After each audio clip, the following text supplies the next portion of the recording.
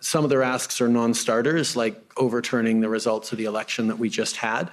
But in terms of responding to their demands or legitimizing them by engaging, I'm highlighting that I'm worried about setting a precedent that a blockade on Wellington Street can lead to changing public policy.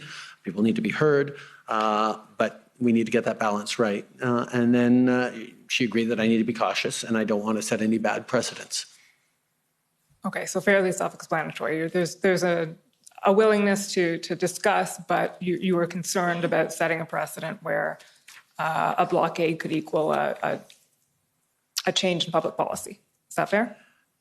Yeah, I think we have a robust functioning democracy, and public protests are an important part of making sure we're getting messages out there, and Canadians are getting messages out there and highlighting how they feel about various issues.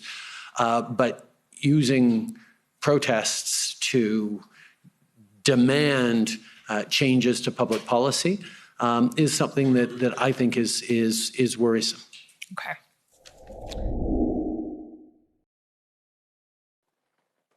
Can you explain the reason why you won't participate or meet with them? I mean, you've attended rallies on the Hill in the past, including during a Black Lives Matter protest and others.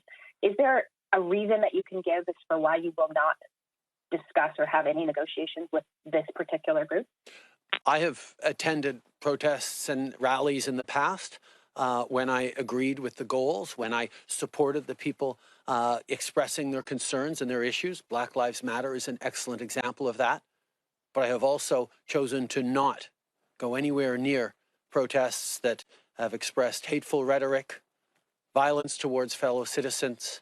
Using protests to demand changes to public policy is something that I think is worrisome. Okay.